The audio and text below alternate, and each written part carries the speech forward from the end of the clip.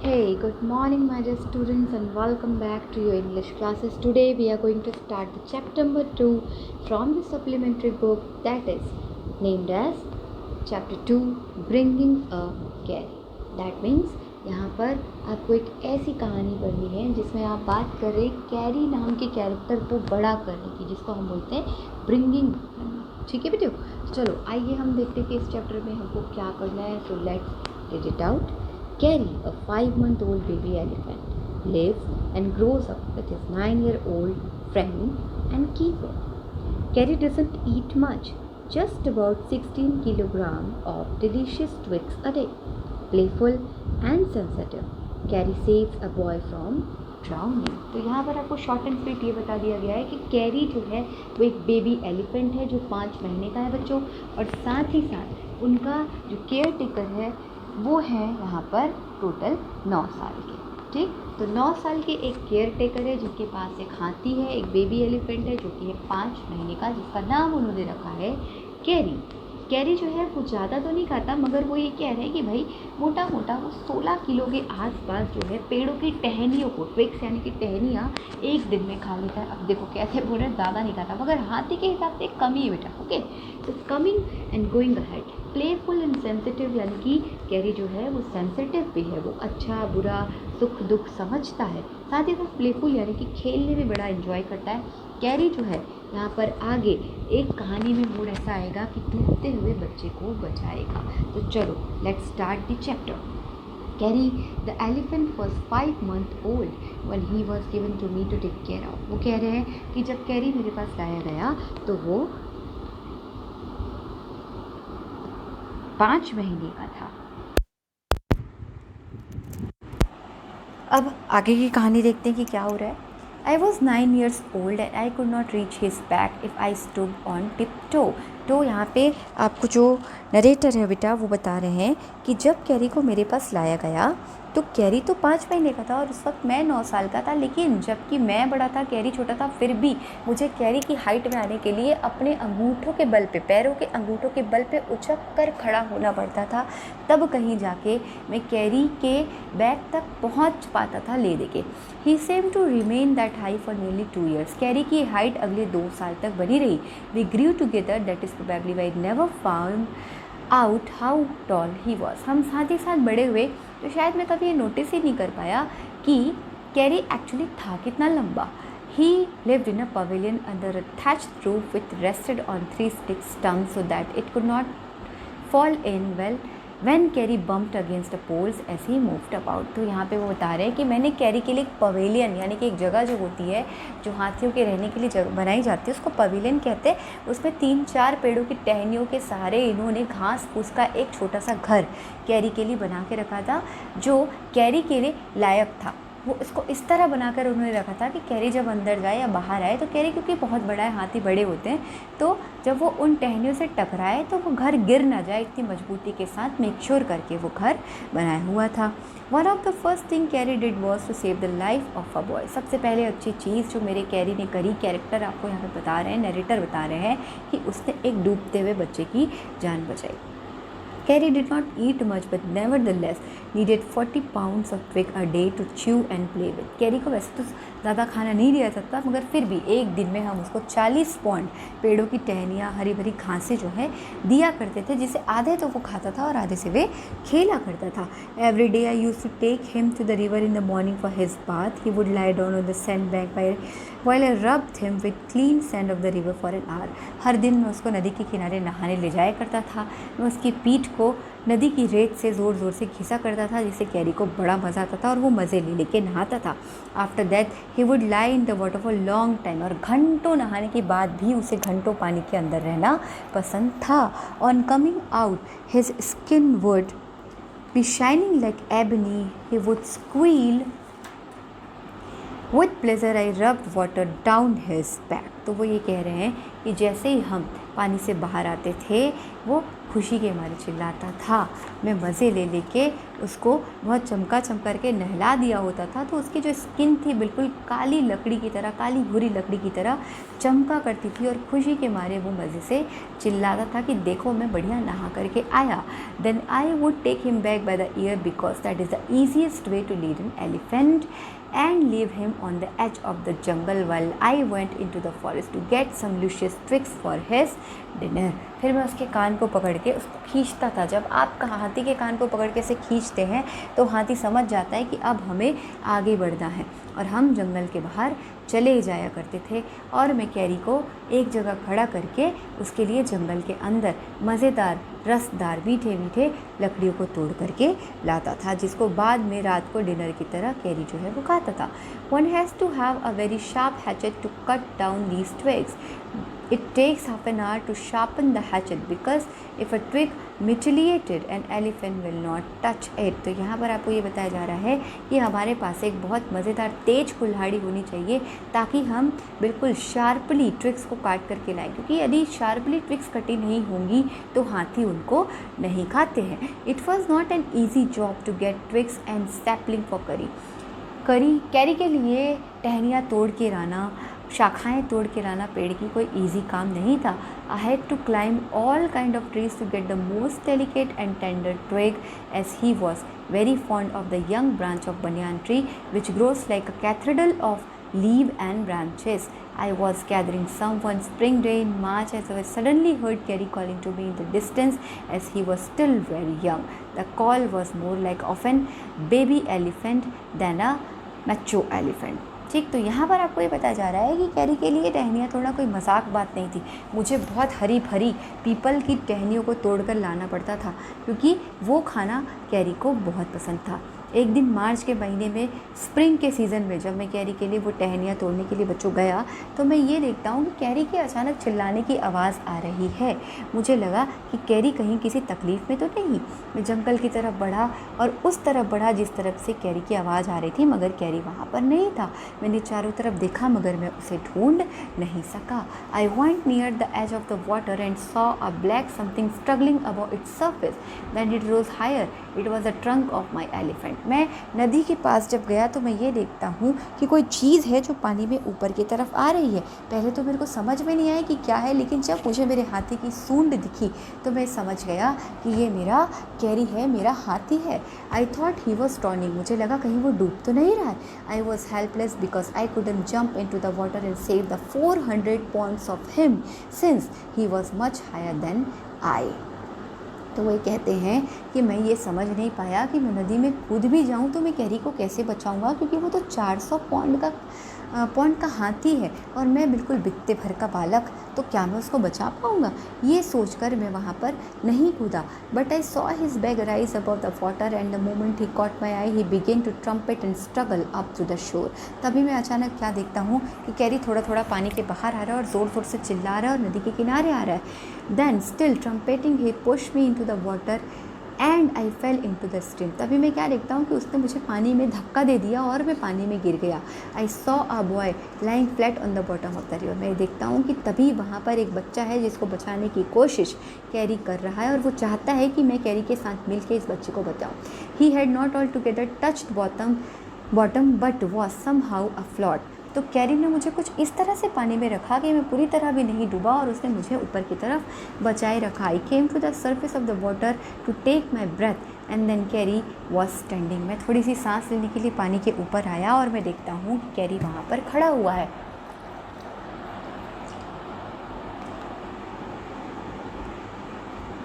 His feet planted in the sandbag and his trunk stretched out like a hand waiting for mine. I dived down again and pulled the boy, a drowning boy, to the surface. Not being a good swimmer, I could not swim ashore.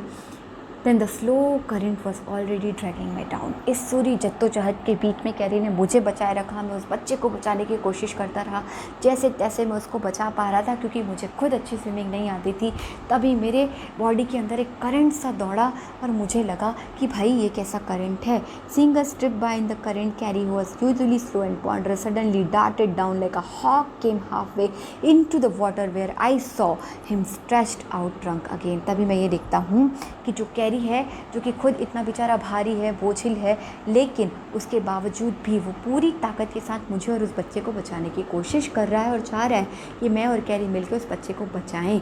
वो पूरे एक बाज की तरह पूरी speed से पानी में जो है मूवमेंट कर रहा है अपने सूंड से मेरे गले को फंसाए हुए, ताकि मैं बच जाऊँ, और मैं अपने हाथ से उस बच्चे को पकड़ कर रखा हूँ और चाह रहा हूँ कि वो बच्चा भी बच जाए।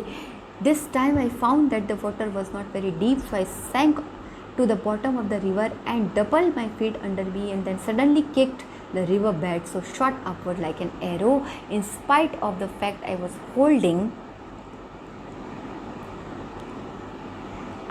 holding the drowning boy with my hand. तभी मैं ये देखता हूँ कि जो कैरी है वो मुझे पूरी ताकत के साथ पकड़ा हुआ है, तो मुझे हिम्मत आ जाती। मैं सोचता हूँ कि मैं पूरी ताकत के साथ नदी के नीचे जाऊँ, और एक तेज चलते हुए तीर की तरह मैं नदी के अंदर गया और अपने हाथ से मैंने उस बच्चे को पकड़े रखा और पानी के ऊपर बाहर आ गया। जब मैं बाहर आता हूँ तो देखता हूँ कि मेरे गले को किसी ने पकड़ रखा है। मैं डर गया कहीं मेरे गले के अंदर कोई कीड़ा तो नहीं घुस गया, लेकिन थोड़ी देर में मुझे समझ में आया कि कैरी ने अपने सूंड से मेरे गले को पकड़ा हुआ था ताकि मैं डूब ना जाऊँ, और हम दोनों ने पूरी होशियारी के साथ उस बच्चे को बचा लिया। तो ये पहला बहुत बहादुरी का काम था जो मेरे हाथी कैरी ने करके दिखाया। लेकिन कैरी उस वक्त भी कोई बहुत बड़ा नहीं हुआ था, लेकिन एक बेबी एलिफेंट होने के बावजूद भी उसने एक बच्चे की जान बचाई, जो मेरे लिए एक बहुत बड़ी बात थी। मैं उस समय कैरी के ऊपर बहुत गर्व महसूस कर रहा था। फिर धीरे धीरे क्या हुआ, for instance one day somebody gave him some banana to eat, very soon he developed a great love for ripe banana. एक दिन उसको किसी ने बनाना खाने को दिया और धीरे धीरे उसको बनाना खाने में मज़ा आने लगा। तो आगे वो कहते हैं, we use to keep large plate of fruit on table near a window in the dining room. One day all the banana on the table disappeared and my family blamed the servant for eating the banana in the house. A few days later the fruit disappeared again. This time the blame was put on me and I knew I had not done it. I made me eerie to angry with my parent and the servant. I was sure that they had taken all the fruit. The next time fruit disappeared, I found a banana and all smashed up in Curry's pavilion. This surprised me very much, for I had never seen fruit there, and as you know, he had always lived on twigs. तो एक दिन क्या हुआ, जब उसको बनाना पसंद आने लगा, हम लोग क्या करते थे, अपने डाइनिंग टेबल पे बनाना और फ्रूट्स रखा करते थे। धीरे धीरे बनाना रोज़ गायब होने लगा। पहले तो सर्वेंट्स पे क्वेश्चन किया गया, फिर शक मुझ पे आ गया। मैंने कहा यार मैंने तो ये किया नहीं है, सर्वेंट्स भी कहते थे कि मैंने ये नहीं किया, तो फिर आखिर केले चुराता कौन है। एक दिन जब मैं कैरी के पमेलियन में गया तो मैं क्या देखता हूँ कि केले के कुछ छिलके पड़े और स्मैश्ड बनाना पड़ा है। मुझे लगा कि कैरी को तो ट्विक्स खाना पसंद है, यहाँ पे ये केले के छिलके क्या कर रहे हैं। नेक्स्ट डे जब मैं डाइनिंग रूम में बैठा था तो मैं ये देखता हूँ कि अचानक एक सांप की तरह का स्ट्रक्चर आता है जो कि केले को उठा कर ले जा रहा है। पहले तो मुझे डाउट होता है कि भाई ये सांप जैसा स्ट्रक्चर इस केले को क्यों चुरा रहा है, तो मैं उसका पीछा करने लगता हूँ। जब मैं पीछा करते हुए बाहर जाता हूँ तो मैं ये देखता हूँ कि वो सांप नहीं है भाई, वो तो कैरी की सूंड है, और कैरी ही आखिर केलों को चुरा करके ले जा रहा है। और जब मैं उसका पीछा करता हूँ तब तक कैरी पवेलियन में पहुँच गया होता है और वो मज़े से अपने उस केले को खा रहा होता है। तब मैं देखता हूँ कि कैरी जब उस मज़े से उस केले को खा रहा होता है तो बच्चों को कहते हैं कि मैंने इस चीज़ के लिए कैरी को पनिश किया।